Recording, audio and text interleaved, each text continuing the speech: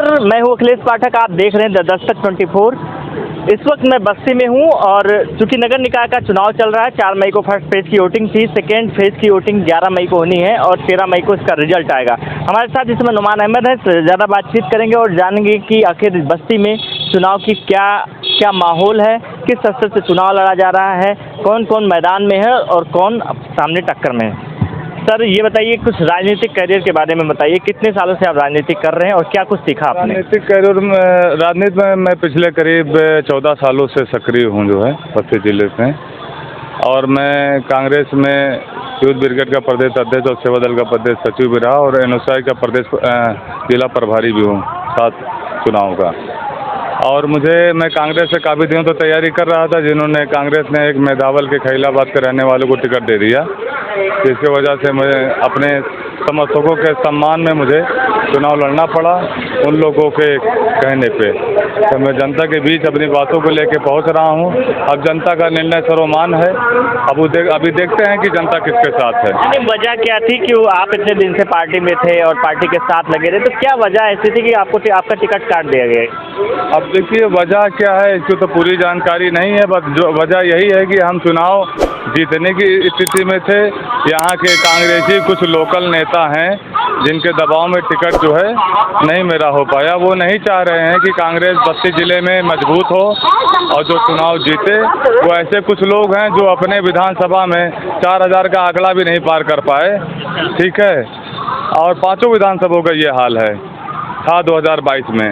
और हम अगर चुनाव लड़ते पार्टी से तो हमारी जीत बिल्कुल निश्चित ही थी, क्योंकि पिछले 2 सालों से मैं नगर पालिका काम कर रहा था। आपको भविष्य में कभी कांग्रेस में फिर आपको जाने का मौका मिले तो क्या जाएंगे? फिर देखते हैं, अगर कांग्रेस पार्टी हमको ज़रूरत समझती है तो फिर इस पे विचार होगा। अपने लोगों से बैठ के बात होगी, जो राय देंगे उस हिसाब से आगे काम। नगर पालिका का चुनाव है, इसमें क्या कुछ मुद्दा है चुनाव का? देखिए, मुद्दा तो हमारा जो है बहुत कुछ है। जैसे यहाँ पे आवारा पशु हैं, रोड के गड्ढे हैं, और देखा जाए तो गड्ढे में रोड है। और हमारे और कुछ ऐसे विज़न थे जो शायद ही कुछ कैंडिडेटों के पास है। मेरा विज़न ये था कि सबसे पहली चीज़ तो मैं ये कहता कि जैसे हॉस्पिटल और स्कूल 2 चीज़ें ऐसी है, शिक्षा और स्वास्थ्य, अगर जनता को मिल जाए तो उनको 5 किलो राशन और गेहूं की ज़रूरत नहीं है। वो अपना हक, शिक्षा भी तो दे रही है सरकार शिक्षा भी दे रही है, स्वास्थ्य के लिए स्वास्थ्य। हमारे उप मुख्यमंत्री ब्रजेश पाठक हमेशा कहते हैं कि हमने मेडिकल व्यवस्था को पूरे प्रदेश में एकदम दुरुस्त कर दिया है। अरे भाई, आप हाल में जाइए, यहीं बड़े हॉस्पिटल, डिस्ट्रिक्ट हॉस्पिटल है, वहाँ जाइए, वहाँ एड्स के लिए कोई व्यवस्था नहीं है।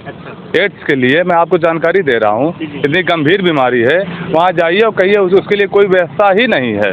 सबसे बड़ी चीज़, मरीज दर दर भटक रहे हैं, ये व्यवस्था नहीं है। दूसरी चीज़, मेरा जो विज़न है कि नगर पालिका चुनाव अगर मैं जीतता, मैं अध्यक्ष होता, तो मेरा पहला विज़न था स्वास्थ्य और शिक्षा पे मैं काम करता।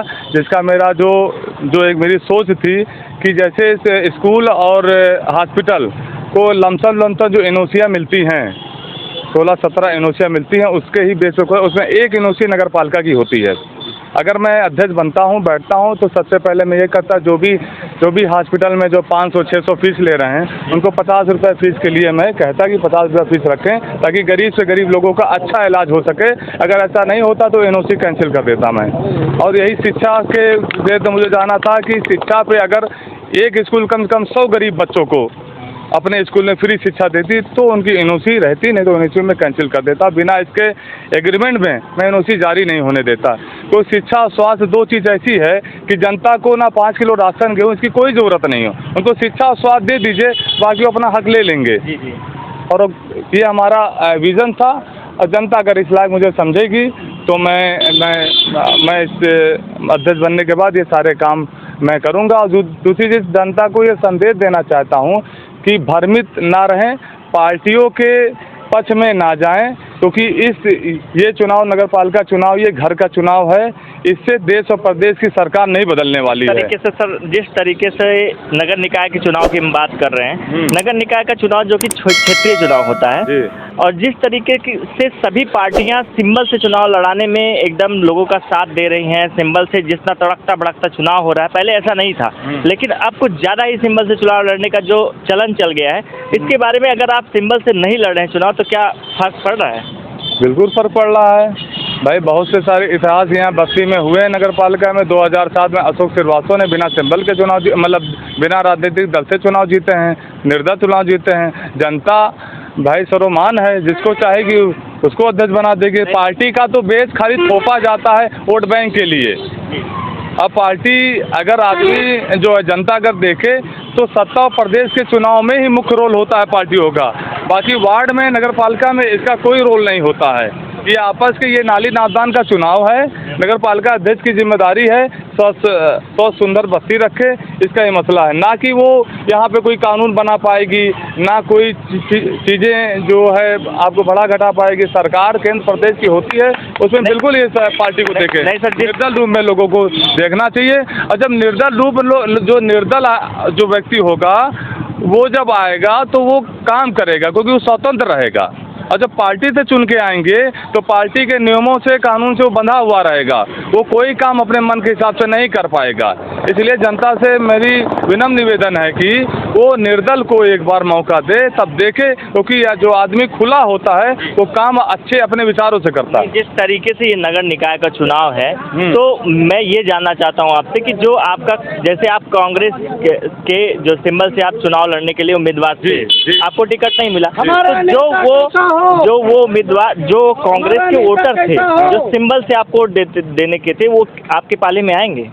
जो सिंबल पे वोट देते थे, जो सिंबल में वोट देते थे वो बिल्कुल मेरे पाले में आएंगे। यहाँ कांग्रेस जो है मेरे नाम से जानी जाती थी कि आप जनता पे नाम से आप देखिए, आप विचार करिए, पूछिए लोगों को। अभी लोग 50% लोगों को ये मालूम है कि वो कांग्रेस से मेरी माता जी हैं। और जैसे मैं क्षेत्र में जा रहा हूँ लोगों का मिजाज चेंज होता जा रहा है और ये लोगों में बहुत जो है नाराजगी है। कम से कम कांग्रेस पार्टी को युवाओं को मौका देना चाहिए। जिस तरह राहुल जी प्रियंका जी युवाओं पे जोर देती हैं, धरातल पर उसका कोई असर नहीं दिख रहा है। जो 60 के बाद जो लोगों की रिटायरी क्यों होती है, उनके पार्टी के सारे पुर्जे काम करने बंद हो जाते हैं।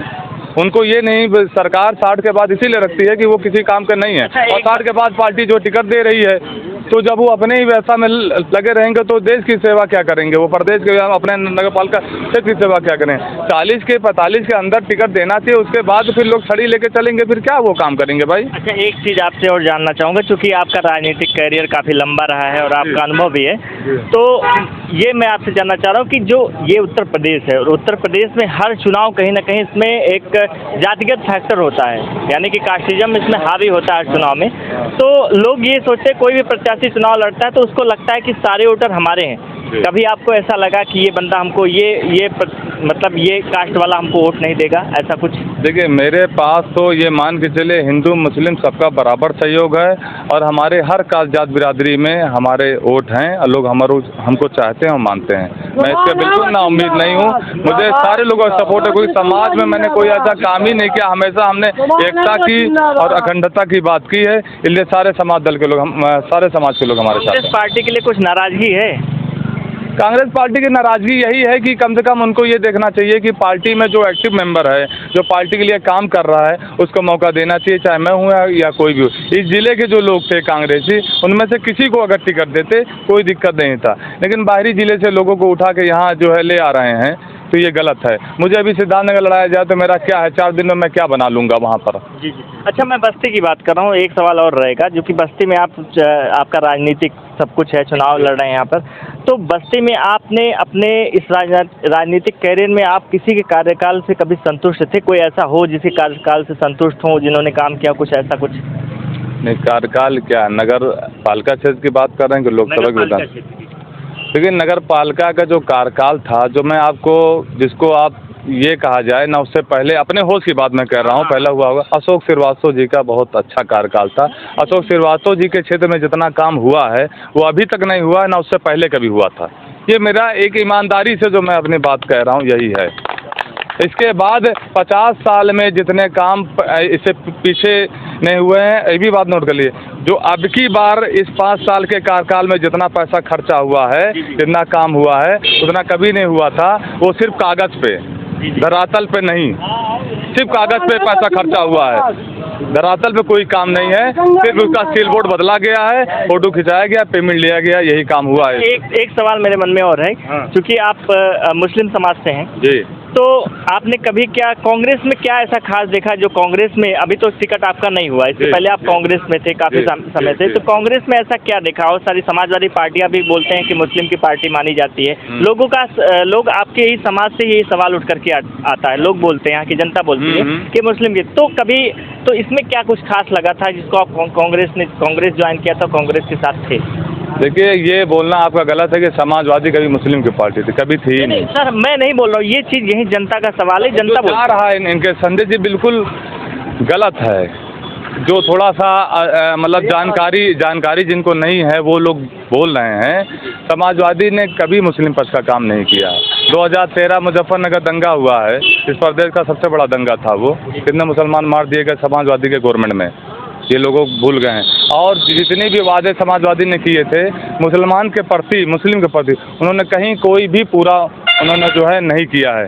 समाजवादी अब जो ये बात करते हैं कि शिक्षा की बात करते हैं कि हमने उर्दू टीचरी ये सब दिया, लोग नहीं जानते हैं शिक्षा जो उर्दू टीचरी दिए थे वो अरशद मसूद जो बसपा के शिक्षा मंत्री थे उनके दौर में उन्होंने पास कराया था, और मैं उसी नाराज़ होकर उनको पार्टी से निकाल दी थी। उसके बाद तुरंत जो है 1.5 साल की या 14 महीने की सरकार थी बसपा की, उसके बाद सपा गवर्नमेंट आ गई तो वो उसको आगे बढ़ाती। कोई सरकार कोई काम छोड़ेगी दूसरी उसको आगे बढ़ाती, यही है वो अरशद मसूद की देन थी ना। क्या आपको लगता है कि मुस्लिम समाज में अभी भी जागरूकता की कमी है और शिक्षा की कमी है?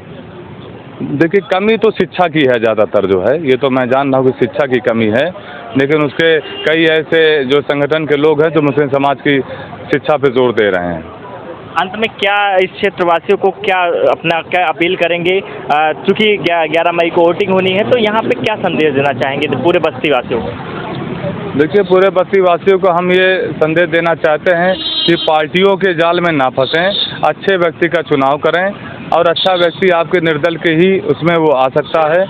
और रही बात, आपने एक चीज़ और पूछा कि कांग्रेस में क्या सोच के आप पार्टी से जुड़े, इसका मैं जवाब नहीं दे पाया था। मैं ये कह रहा हूँ कि कांग्रेस पार्टी का जैसे हर पार्टी जो है जात बिरादरी धर्म की राजनीति करती है, जी। कांग्रेस को छोड़ के कांग्रेस हमेशा एकता अखंडता की बात करती है, और उसके बाद सारे जात बिरादरी का वोट है। आप हर पार्टी का वोट गिन सकते हैं। बसपा के साथ हरिजन है, सपा के साथ यादव मुस्लिम है, भाजपा के साथ कुछ कट्टरपंथी सोच के लोग हैं, लेकिन कांग्रेस के जो आप कभी इसको गणना नहीं कर सकते हैं कि इनको किस बिरादरी ने वोट दिया। सारी बिरादरी कांग्रेस को वोट देते हैं, और कांग्रेस को सारी बिरादरी को वोट मिलता है, चाहे ब्राह्मण हो, ठाकुर हो, श्रीवास्तव बिरादरी, मुस्लिम है, सब समाज का मिलता है। इसलिए देख के मैं कांग्रेस की इस सोच को देख के क्योंकि कांग्रेस एकता की राजनीति करती है, तो मैं खुद अंदर से विचारधारा हमारी एकता की है, सारे समाज को लेके मैं चलूँ, मेरी सोच कांग्रेस की सोच एक मिली, इसलिए कांग्रेस की राजनीति कर रहा हूँ। तो वही चीज़ मैं सर थोड़ा सा जानना चाहता हूँ कि जैसे ये क्षेत्रीय कांग्रेस सबको लेकर, तो कैसे फिल्टर करते हैं आप, कैसे जाते हैं लोगों के बीच में, तो कैसे आपको फिल्टर कर लेते हैं कि ये वोट हमको करेगा? कुछ तो आइडिया। भाई देखिए, आप फिल्टर इसलिए करते हैं, कांग्रेस का ये निर्णय यहाँ गलत था।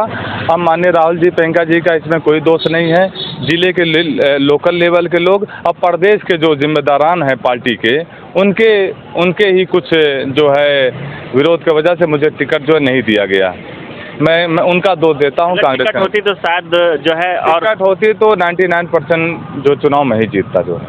बहुत बहुत शुक्रिया हमारे साथ बातचीत करने के लिए थे नुमान अहमद।